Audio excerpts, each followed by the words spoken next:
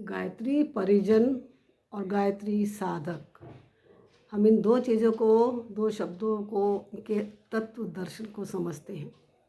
गायत्री परिजन जो गायत्री करता है, निरंतर गायत्री करने वाला, नियमित समय पर करने वाला, नियत संख्या पर करने वाला व्यक्ति कोई भी हो, वो गायत्री परिजन कहलाता है। गायत्री करने से उसकी दुष्प्रवृत्तियाँ, बुरी आदतें धीरे धीरे अपने आप कम होने लगती हैं, वो अनुभव करता है और उसके स्थान पर सत प्रवृत्तियाँ बढ़ने लगती हैं।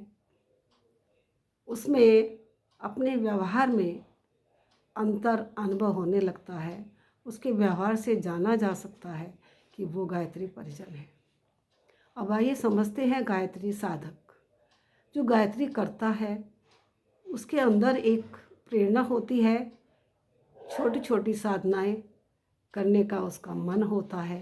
जैसे एक सप्ताह में एक दिन का उपवास करे, एक समय का भोजन करे, या आस्वाद भोजन ले, या नमक या मीठा या दोनों चीज़ों का एक समय या एक दिन वो त्याग करे।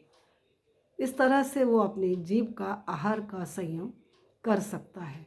साथ ही वह मौन व्रत रख सकता है।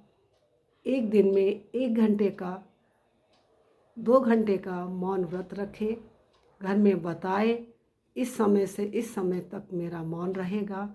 मौन व्रत रखने से आंतरिक रूप से जो अंतः ऊर्जा मिलेगी, उससे उसे आनंद अनुभव होगा। उसे लगेगा कि वह एक अलग ही पथ पर चल रहा है। तो ये गायत्री परिजन और गायत्री साधक। अब गायत्री साधना करने में, ये छोटे छोटे जब साधनाएं करने लगते हैं तब इनसे उत्साहवर्धन होता है, एक ऊर्जा का अनुभव होता है और प्रेरणाएं होती हैं। तब वह अनुष्ठान की ओर भी बढ़ सकता है। 9 दिवसीय लघु अनुष्ठान जिसमें 24,000 गायत्री जप करने होते हैं और 9वें दिन जप पूर्ण करने के पश्चात गायत्री यज्ञ से उसकी पूर्णाहुति होती है। इस बीच में वह 8 दिन नियमों का पालन करता है तो उसके जीवन में एक परिवर्तन आरंभ होता है। उसकी जो आत्मा का लक्ष्य है वो धीरे धीरे अब आगे बढ़ने लगेगा। परीक्षाएं भी होंगी, मन भी विचलित होगा, कुछ दूसरों से अलग भी अनुभव होगा। तो जो गायत्री साधक है, जब अपने अंदर में परिवर्तन महसूस करता है। अब यहाँ पीले वस्त्रों की बात आती है। केवल पीले वस्त्र पहन लेने से कोई गायत्री परिजन या गायत्री साधक नहीं हो जाता। जब तक उसके अंदर परिवर्तन ना हो, भले ही वो पीले वस्त्र पहने। आचार्य जी ने कहा कि पीले वस्त्र जो पहनता है उसको कोई मजबूर नहीं कर सकता।